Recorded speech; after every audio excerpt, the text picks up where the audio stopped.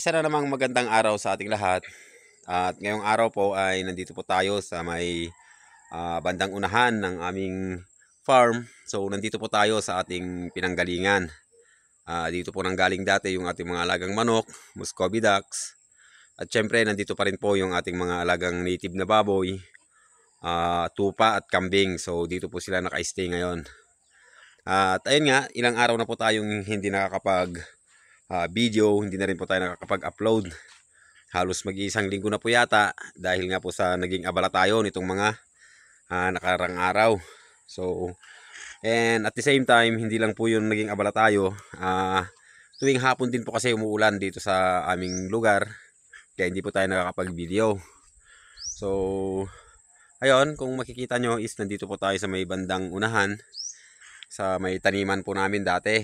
Bali, nilinis na po natin. At kung makikita nyo ay medyo lumitaw po yung kanyang ganda. And ayun, kala po natin yung mga Madrid de Agua nating tinanim ay namatay lahat. Pero marami po palang nabuhay. Hindi lang siya makita dahil napakataas ng kanyang mga damo nung una. And tinanim na rin po natin yung ating mga seedling na lansones saka rambutan. So tapos na po mga ka-agri. And dagdag na rin po tayo dito ng ibang tanim. So dito sa pinyahan natin, dahil may konti tayong mga pinya dito, nilipat ko po dito yung dalawa. At dun sa kabila kasi is parang hirap siyang lumaki doon dahil nga sa kanal. Doon dumadaan yung tubig, kaya nilipat po natin dito. And nagtanim na rin po tayo dito ng mga sili. So ito po yung sili na labuyo, and may 4 na talong. Yung ibang talong kasi mga ka-agri is tinanim natin dun sa farm natin dun sa may likuran. Dun kasi tayo nagplaplanong mga ka-agri, no? Mag-alaga ng hayop, and then dito sa unahan is magtatanim ng mga prutas at gulay. And ayun nga, abalang-abala po tayo. Last Tuesday na-i-apply na rin po natin yung kuryente natin dito. Bali nakapagbigay na tayo ng application form at saka nakapagbayad na rin po tayo. Bali hintay na lang po natin na i-connect nila. And maraming kasi marami tayong magagawa pag may kuryente na po dito. So unang-una ho, pwede po tayong mag-incubate ng itlog dito, pwede na rin po tayong mag-brood.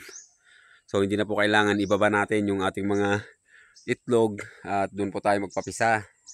And at the same time din po, kung may papagawa po tayo, is makakagamit na po ng welding machine. Yun po yung kagandahan. At ayun, sana nga magtuloy-tuloy ng mga ka-agri. So ayun, kitang-kita nyo, lumitaw yung kagandahan ng ating unahan dito sa farm. At yung mga nyog natin, so ayan, nakikita na po sila ng maganda. Hindi gaya nung una na napakataas ng damo, is parang napakaliliit nila. Pero ngayon, litaw na po yung kanyang kagandahan. And yung saging natin na isa na tinanim is buhay din pala. Kaya lang kahapon medyo na tamaan natin ng grass cutter. So sana naman is mabuhay pa siya. So dalawa to, namatay yung isa, kinakain kasi ng kambing. And ayun, may mga Madrid de Agua pa nga tayo. Kala ko talaga mga ka-agri is namatay na yung mga to. Dahil nga sa pinabayaan ko na po yung mga kambing natin dito nung laging umuulan.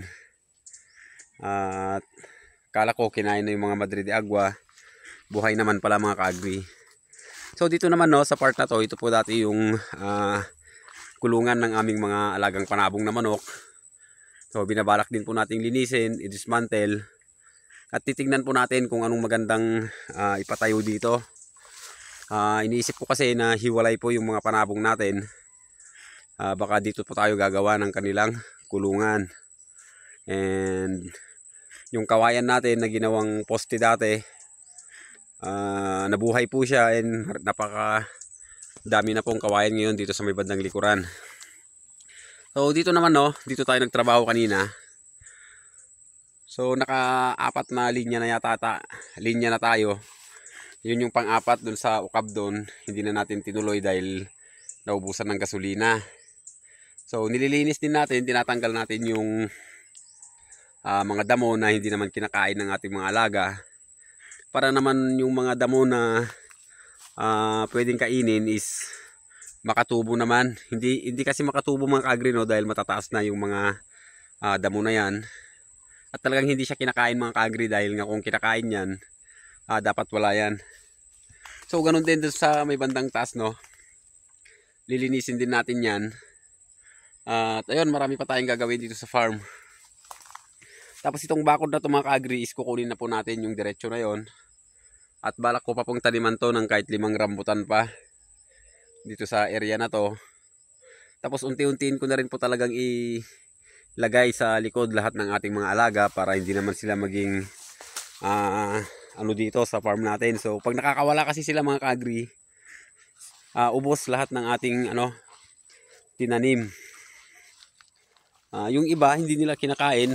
Itong rambutan natin may nakawala nung nakaraan, hindi naman kinain, pati yung tawag dito, yung lansones. Pero magdadagdag pa kasi tayo dito ng mga ibang tanim.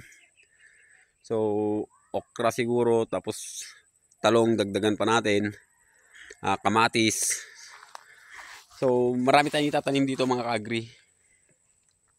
Ayun nga, no, hindi tayo nakakapag-video doon sa kahit doon sa ating bagong farm, dahil ngayon nga abala tayo. Tapos palagi pong pag-ulan mga ka-agri. So sa ngayon, ito lang po yung may papakita namin sa ngayon, dahil nga dito po tayo nagtatrabaho or nagpo-focus ngayon hanggang matapos nating linisin siguro mga ka-agri. Pumupunta lang tayo ngayon doon sa ating bagong farm para magpakain at i-check yung ating mga alaga.